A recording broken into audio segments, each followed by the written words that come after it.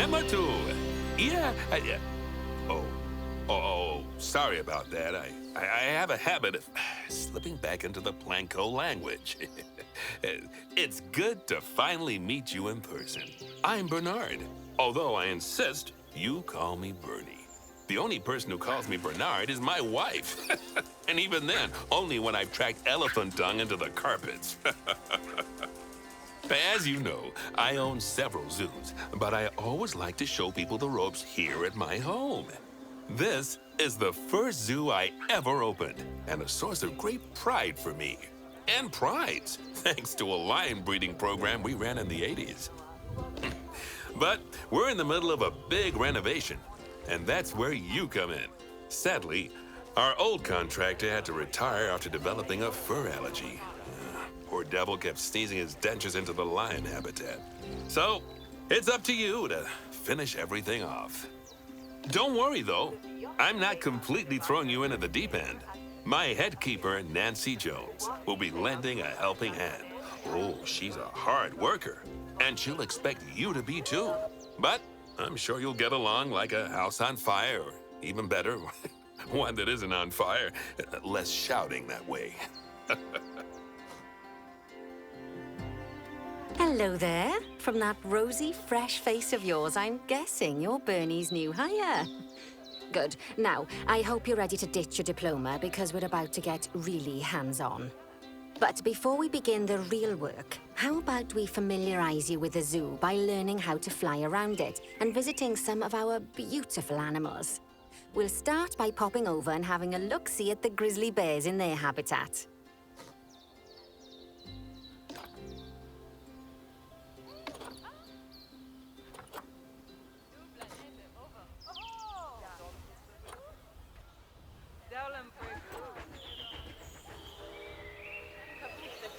Did you know that grizzly bears, also known as Ursus arctos horribilis, can hibernate for up to 7 months a year?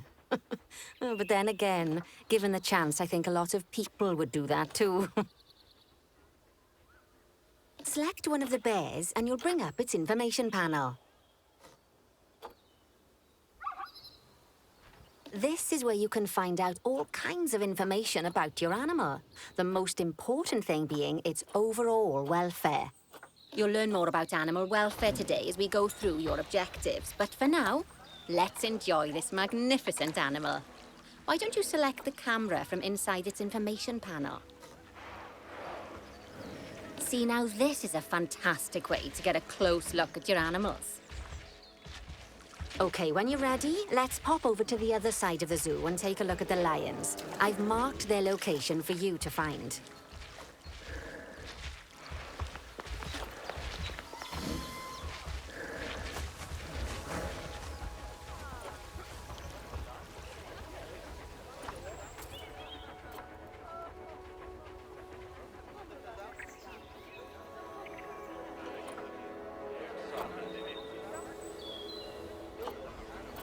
Panthera leo leo, or the West African lion to you and me. Lions are the most social of the big cats, and there can be as many as 40 lions in a pride, although prides of that size are pretty rare. As Bernie would say, those lions are awesome, which is precisely why I handle the training instead these days. Anyway, how about we get started on those objectives? Come on, let's head over to an empty habitat and see what needs doing there.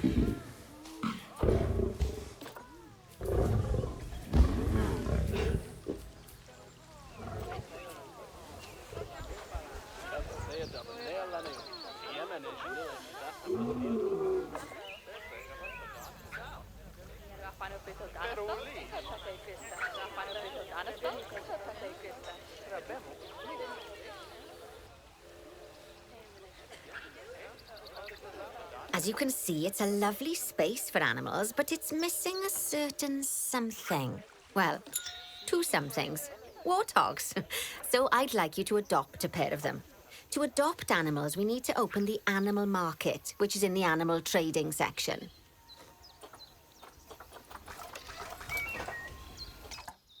There we are. A pair of perfectly splendid warthogs for our zoo. Just select them and choose Adopt.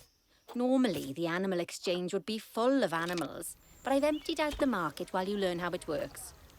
The last thing I need is you accidentally ordering a dozen elephants.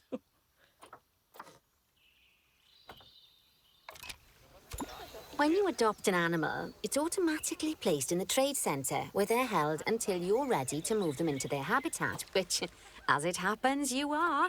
So how about you move them into their new home? When you ask for an animal to be moved into a habitat, your caretakers will go to the trade centre, collect your animal, and deliver them to your selected habitat. I've marked the trade centre's location, so let's go and watch the caretakers in action.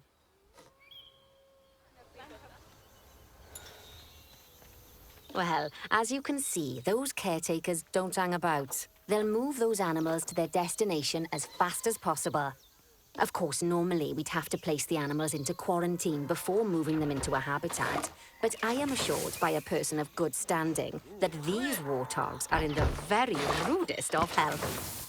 Right, let's get the warthog's habitat finished up so we can keep them nice and happy. You see, each animal in the zoo has an overall welfare statistic, basically how happy they are. And that overall welfare statistic is itself comprised of 4 different areas: nutrition, social health, habitat, and enrichment. Luckily, if you select an animal, you'll bring up their animal welfare information panel, which we saw earlier, where you can see how they're doing. That way, you'll know exactly what areas need to be addressed. Don't worry if that's a lot to remember. You can always check the Zoopedia for more information. Let's start by making sure we're taking care of the warthog's nutrition welfare. To do this, we'll need to place a food station and a drinking station. Now, each animal requires a different type of feeding station. And for the warthogs, it's a small feeding trough. So let's add one of those and a water bowl.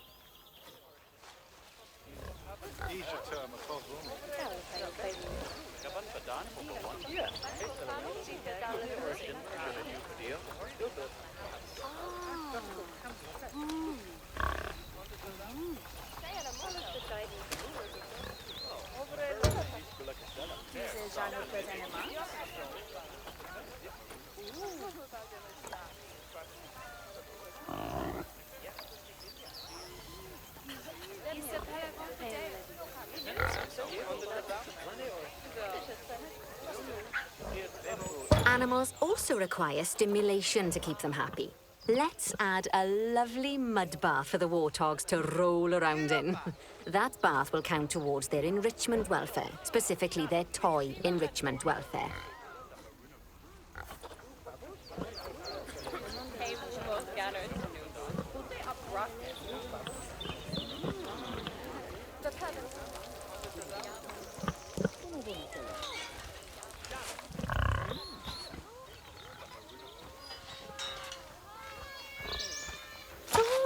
Nice work. You've got a knack for this, I see. Now, our contractor had to leave in a hurry, so this place is in a pharaoh state. Unfinished thingamajigs and whatsits all over the shop. But the first thing we need to finish is the ostrich habitat. It's over near the hippos.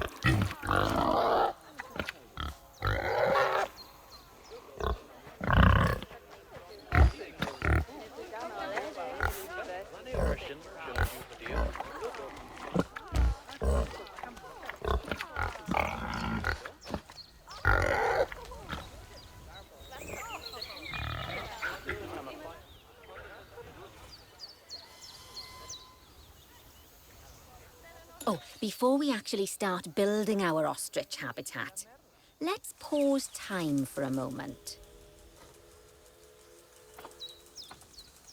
Ah, that's more like it. A quick break. Sometimes it's a good idea to pause the game whilst you're doing something which requires your concentration, because it'll stop the zoo spinning out of control while you're looking the other way. Let's keep the game paused while we get this ostrich habitat built. Okay, job number 1 here is to add a habitat gate before we complete the barrier. Every habitat needs a habitat gate. After all, how else would the keepers get in and out? Just make sure it's hooked up to the path so the keepers can reach it.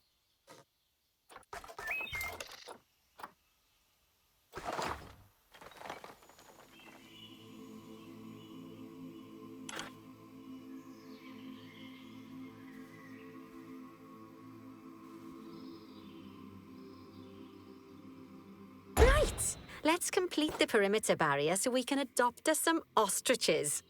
I've marked out an area for you to use, so I'd like you to finish off the perimeter using the brick barrier.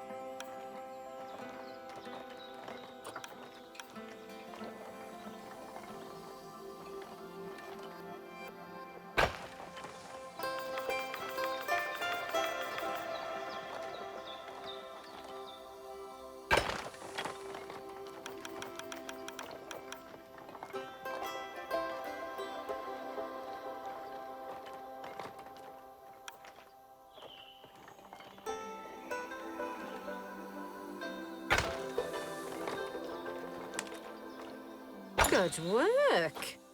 Remember, before you can place animals in any habitat, it has to have a full loop of connected barrier.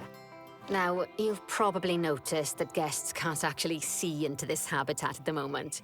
At least not without a stepladder. But seeing as they're banned, I'd like you to select a piece of barrier and swap out the brick for a glass barrier, so the guests can see in.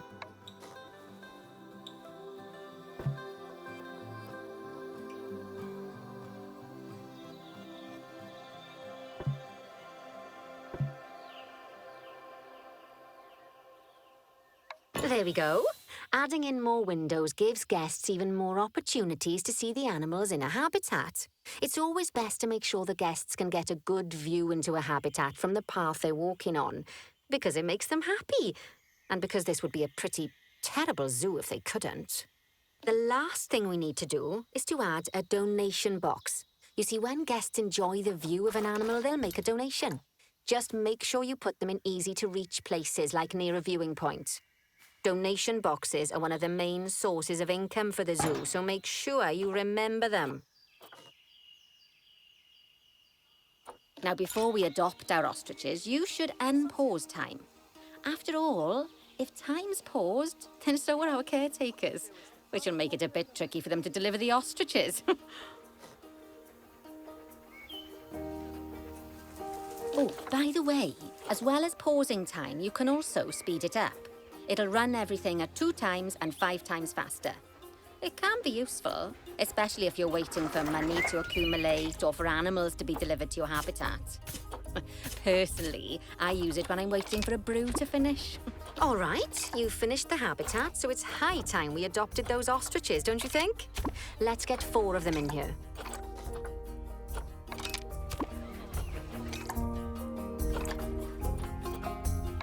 While we wait for them to be collected by the caretakers and brought to the habitat, you should get it ready for them.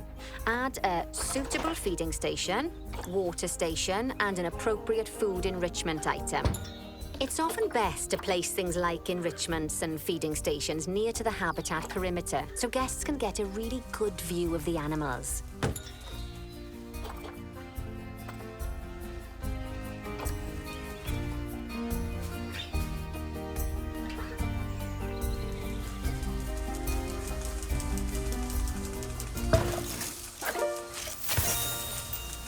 Oh, good to see the ostriches have somewhere they can really stretch their legs. Did you know they can actually run at 43 miles per hour? Oh, heaven forbid they ever escape. The speed camera fines alone would bankrupt us.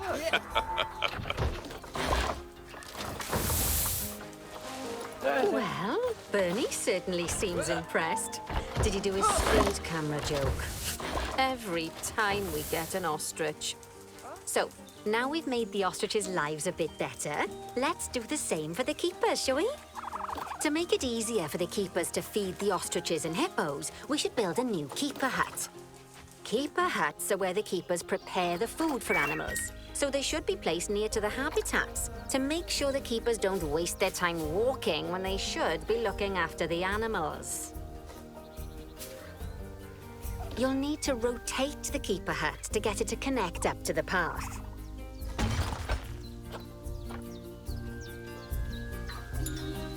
This keeper hut only has space for one keeper, but the larger keeper hut can allow multiple keepers to prepare food at the same time. Oh, but bear in mind that keeper huts and other staff facilities shouldn't be placed near to areas where there are lots of guests. Guests don't like seeing facility buildings, and it can affect their happiness. Negatively. In case that wasn't clear. Something that all facilities, shops, and a whole host of other objects need is power. And that obviously includes your newly built keeper hut. So let's place a transformer next to it, shall we?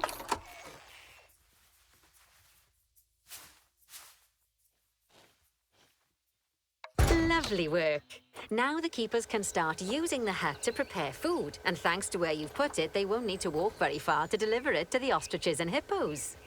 Let's get on to your next objective then. Bengal tigers.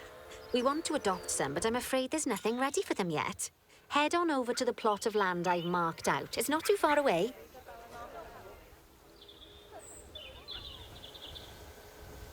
Righty, your next job is to build a habitat. From scratch. And concrete and glass, I expect. So, go ahead and build it. Just make sure that the habitat includes that big hole we've dug. Oh, and don't forget to add a habitat gate to the barrier.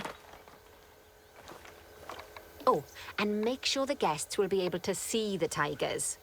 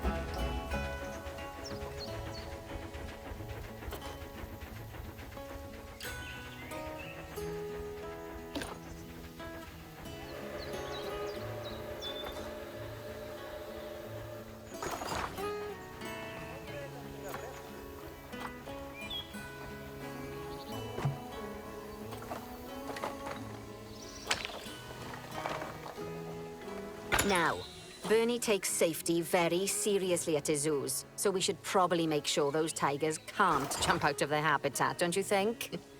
The way we'll do it is by changing the height of the habitat's barrier. Okay then, let's select the habitat barrier and then jump into barrier editing mode.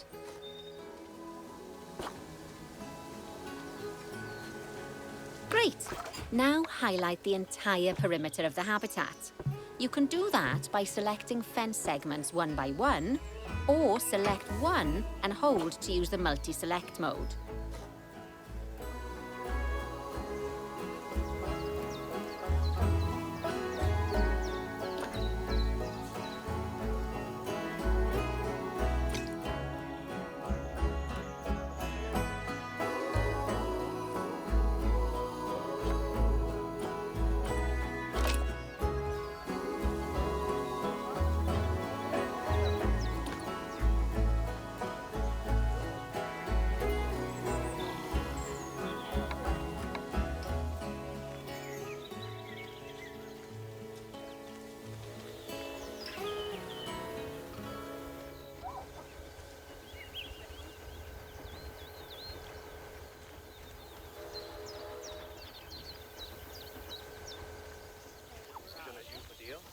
Harmulas, me mondali vijana vizit secondes.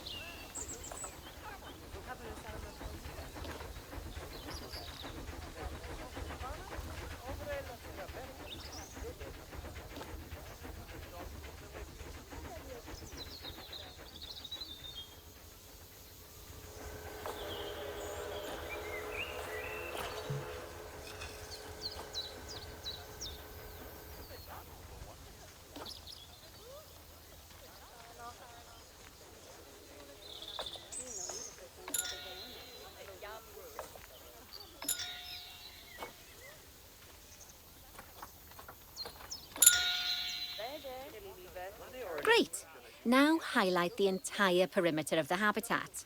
You can do that by selecting fence segments one by one, or select one and hold to use the multi-select mode.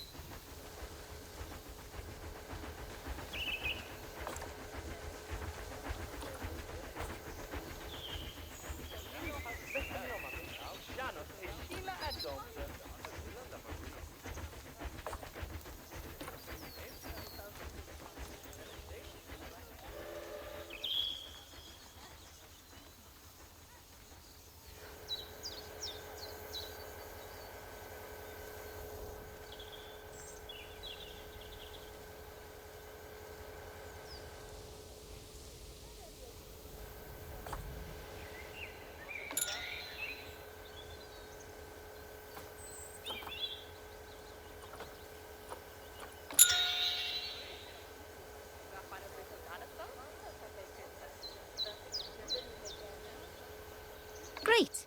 Now highlight the entire perimeter of the habitat. You can do that by selecting fence segments one by one, or select one and hold to use the multi-select mode.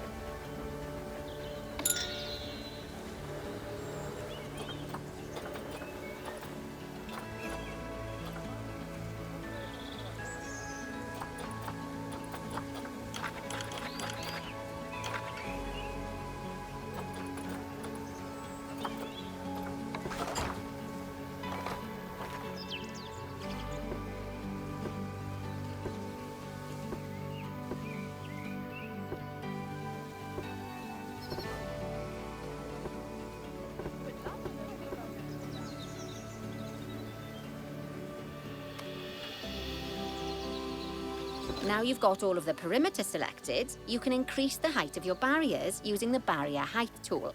You'll want to make sure it reaches a height of at least 3.7 meters.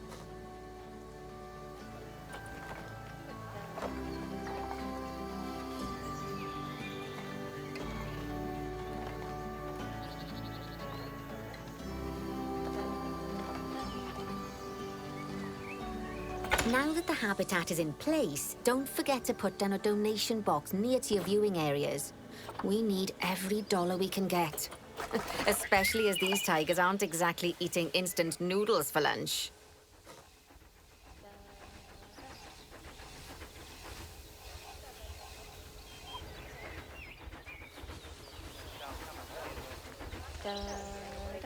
Okay, that's the habitat boundary complete, the habitat gate in place, and most importantly, the tigers won't be able to jump out of it anymore. I think it's time we adopted those tigers.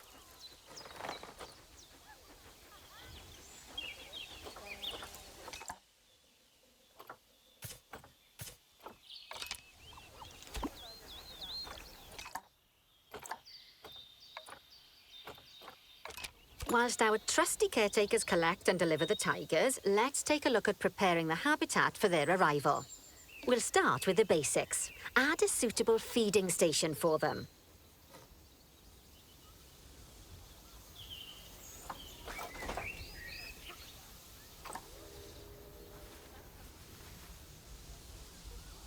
This time, instead of adding a water bowl, let's try something different.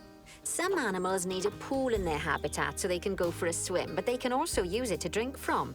All you have to do is make sure the banks of the pool have a gentle slope so they can easily get a nice, refreshing drink. There's already a pool excavated, but you still need to fill it with water.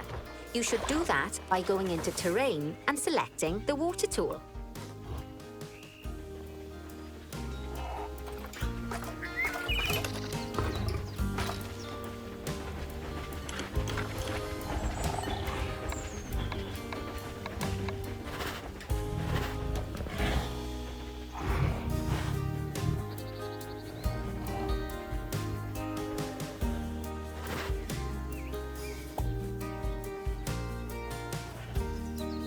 Yes, that'll do nicely.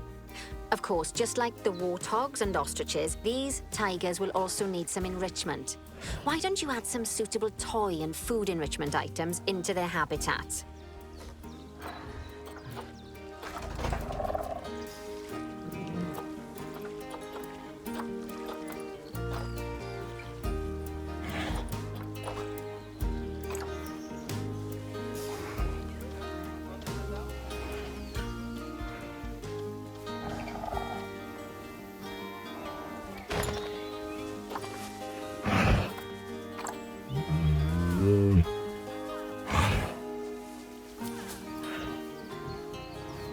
Okay, it's really starting to take shape.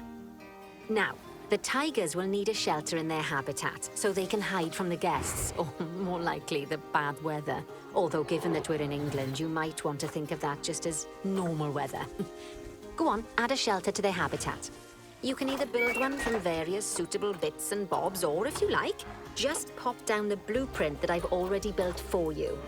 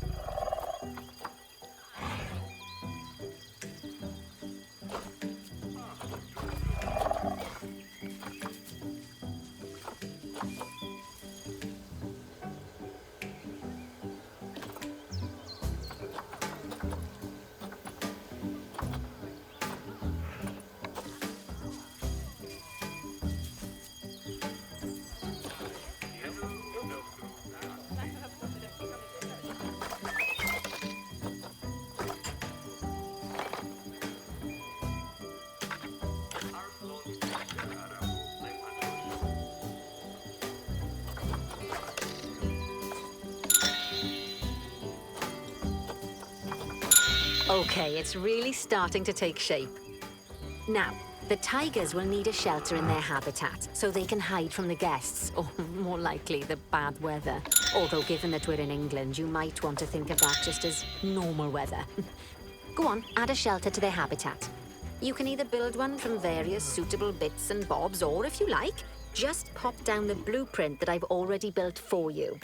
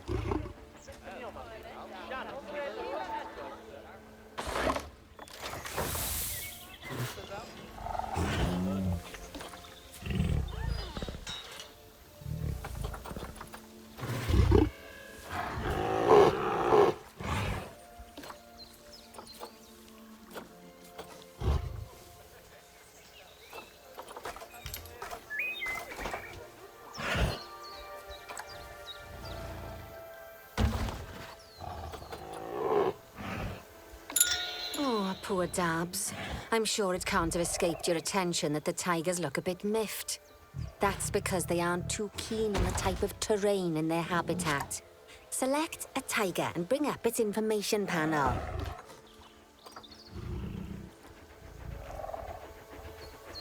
Rightio. Head over to the Terrain tab.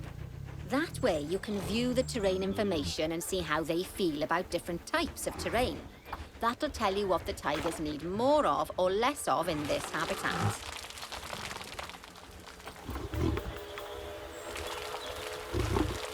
Okay then, open the terrain editing tool, select painting, and give them some more soil.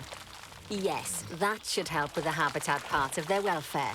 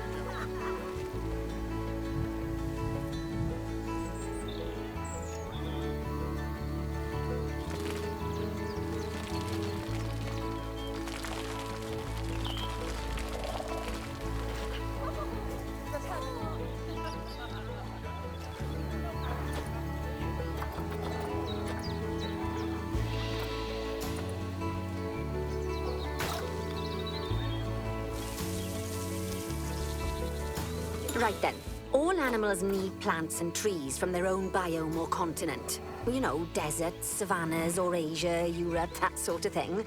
It looks like these tigers need a few more plants in their habitat. To get a perfect fit, use plants from the rainforest and temperate biomes that are native to Asia.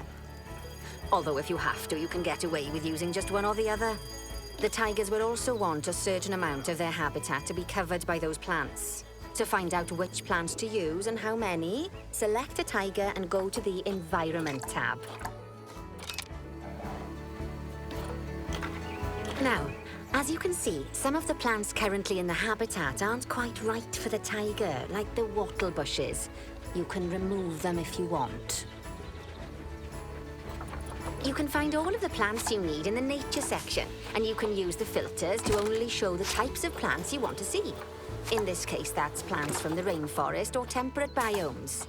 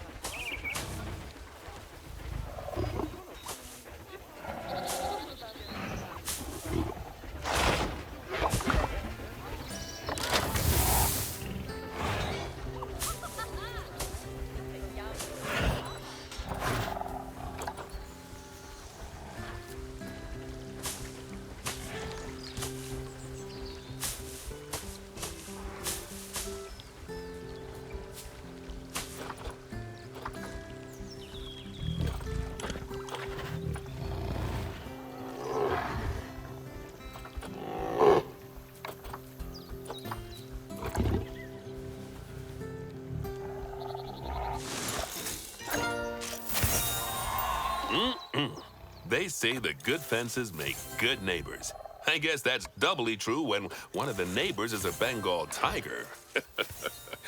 Still, those tigers look so happy that I doubt they'd leave, even if you did poke a hole in their fence. Oh, but for heaven's sake, don't test that theory.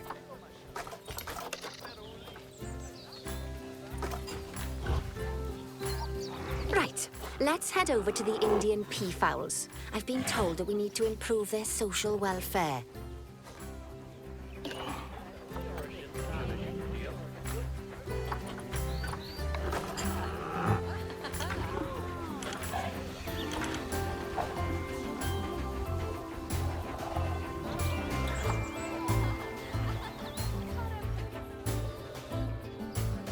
Now then, just find one of the peafowls and select them to open their information panel. Then we can have a good gander at how they're doing.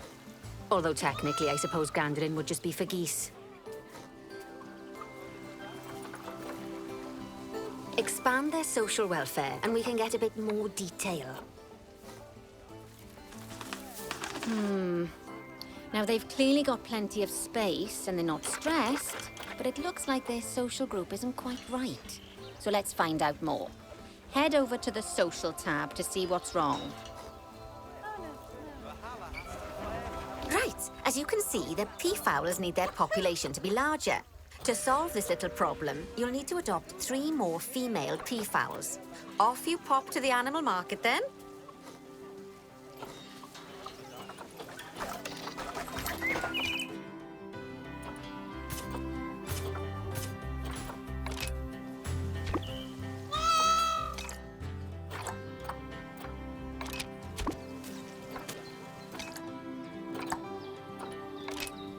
Good work on those peafowls. I expect they'll be delivered soon. But sadly, it sounds like our snow leopard is a bit grumpy. Let's head over there and see what's wrong with her.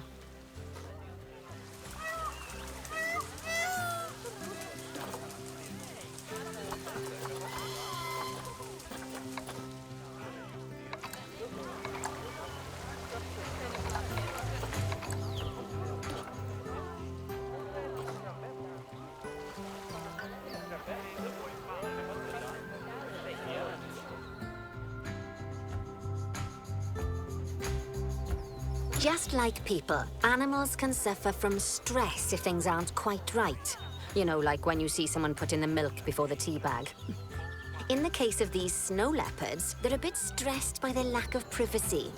You can lower their stress levels by swapping out the normal glass barrier by their cave for one-way glass. It's not a cheap option, but I think they're worth the expense, don't you? This will give the snow leopards somewhere to go when they want to get away from the prying eyes of the guests.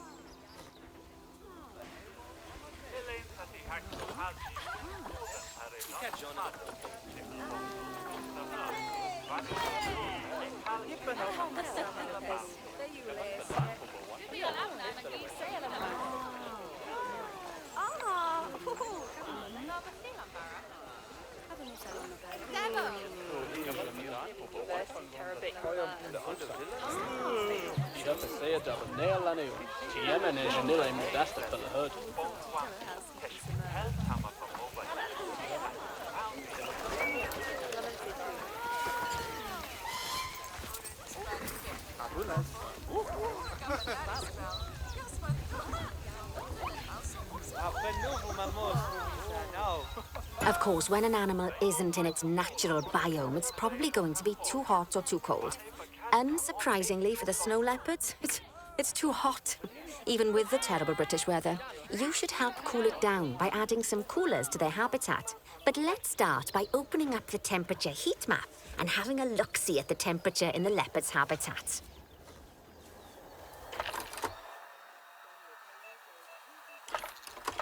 As you can see, we already have one cooler in there. Let's pop some more down and get as much of the habitat as chilly as we can. Luckily for us, this habitat already has power, but you'll need to make sure of that in the future. Just so you know, if any part of a habitat is powered, then the whole habitat will be powered.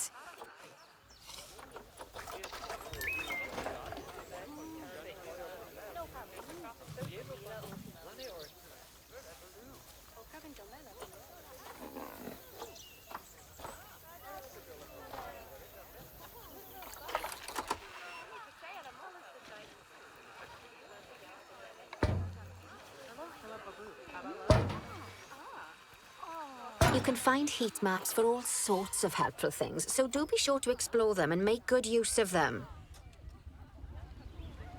It'll take a little while for the temperature to adjust once you've added coolers or heaters, but now we've got the coolers in, we can address the leopard's terrain welfare. You see, what the leopards really want in here is snow and rock, so let's make that happen.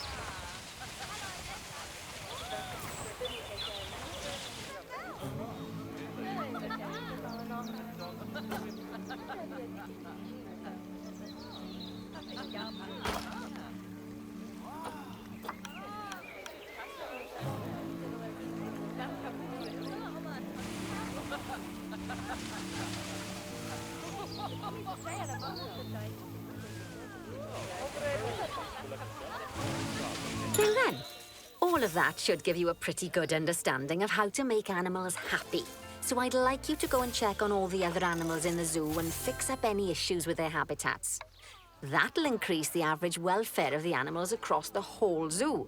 And that average welfare is a very important statistic.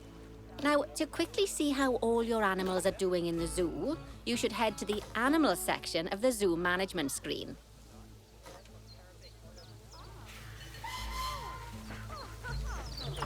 Not bad. Not bad at all. I think it's fair to say that you've passed the first part of your training with flying colours. There's still lots more to learn, but we'll have to head to another one of Bernie's zoos for that. If you want to grab your passport, we'll head off, shall we?